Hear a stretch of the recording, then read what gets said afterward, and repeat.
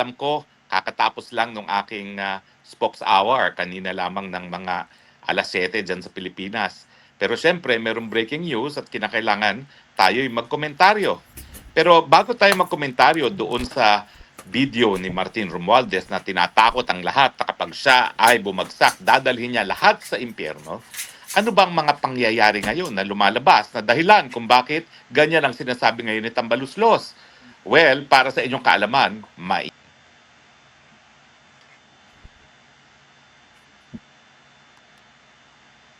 na balita pa, kakasampa lang po na kaso para sa plunder laban kay Martin Romualdez sa Sandigan Bayan.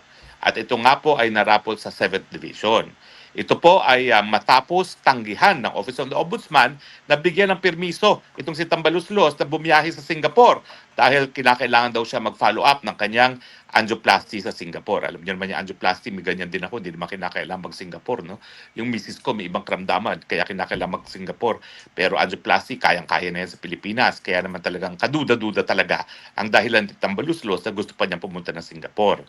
Pero importante po itong dalawang bagay nito para maintindihan kung bakit nag-record ng ganyang video recording si Tambaluslos.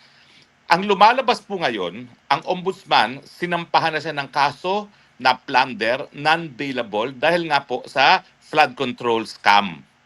At dahil dito, ang video ngayon ni Martin Romualdez ay parang babala sa lahat. Alam ko ang sikreto ng administrasyon nito. Kung ako'y babagsak, hindi ako babagsak ng tahimik, hindi ako babagsak ng mag-isa.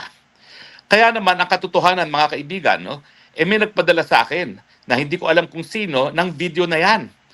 Ibig sabihin, kabahagi yan ng PR, public relations. Ang gusto nung nagpadala sa akin, i-play ko sa aking Facebook.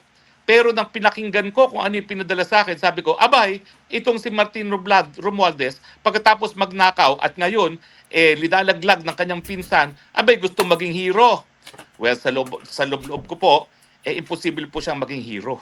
Kasi napakataas po na kanyang rangko, pinsan pa siya ng presidente para sabihin niya na hindi siya nagkasala dito sa flood control scam at sa iba pang mga kababalaghan na nangyari sa ating pangtaunang budget. So ang ginagawa po ni Martin Romualdez ay talagang isang pagbanta. Kapag ako linaglag ninyo, ilalaglag ko kayong lahat. Ibig sabihin, naglalaglag na ang mga magnanakaw.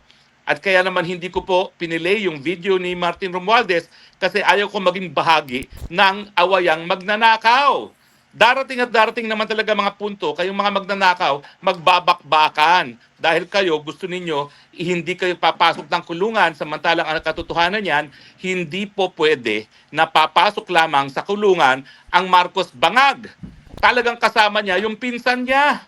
Dahil in the first place, kaya naman na-control ng mga bangag ang Malacanang, ang Kamara de Representante ay dahil doon sa pag-uutos na rin ng bangag na gawing speaker itong si Martin Romualdez. Ikaw naman Martin, wag mong sabihin naman na sunod-sunuran ka.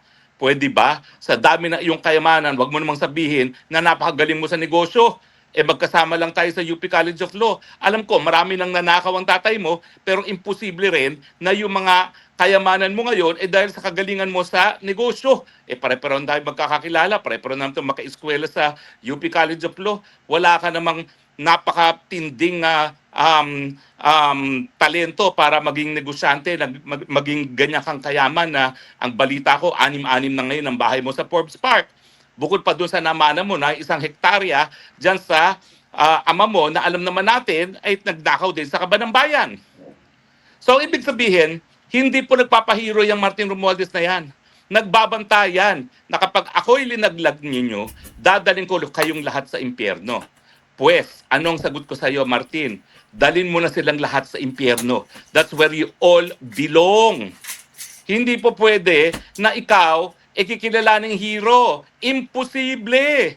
Dahil sa totoo lang, ikaw ay kinikilala ng mga pinsan mong bangag na ikaw talaga yung financier ng eleksyon. Ilang beses ko narinig yan sa bibig mismo ng mag-asawa na talaga ang laki na utang na loob nila sa iyo dahil yung kalang gasto sa eleksyon, ikaw palagi sumasagot. So tama, dali mo sila sa impyerno. Siguro, pag ikaw ay talagang kinaladkad mo sila sa impyerno, baka mapatawad ka pa ng taong bayan.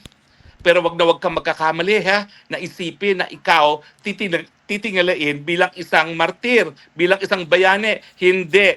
Kapwa magnanakaw kayo ng iyong pinsan at lahat kayo kinakailangan magsama-sama talaga sa impyerno. At ako talagang personal ang galit ko sa iyo dahil yung pahirap sa akin dyan sa WAD committee na yan.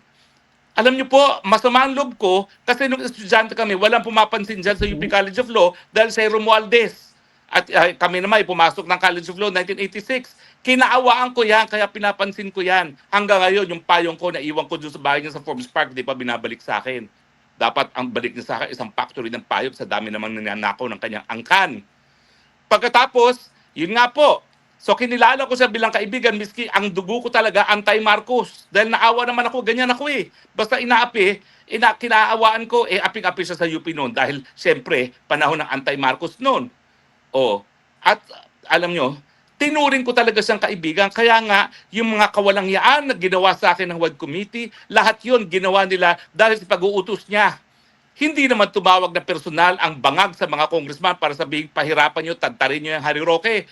Siya ang nag-utos sa WAD Committee. At Martin, huwag ka magsisinungaling dahil pare-pareho tayong naging kongresista. At ang mga kasama natin sa kongreso nagsabi sa akin, napakawalang yamo, wala kang utang na loob, maubos ka ngayon, masunog ka ngayon sa impyernyo, and I will have no pity for you. That's what you deserve. Malitsong ka dyan kasama na iyong pinsan at iyong buong angkan. Kung meron pa kang lugar na mas matindi pa sa impyerno, doon ka dapat pumunta. At wag kang mag-iisip na titingalain ka namin bilang bayani. Pweh! Goodbye, good riddance. Magsama-sama kayong mga magnanakaw na angkan. Pasensya na po kayo. Kinailangan ko lang ilabas ang buwisit ko sa Martin Romualdez na yan. Pasensya na po.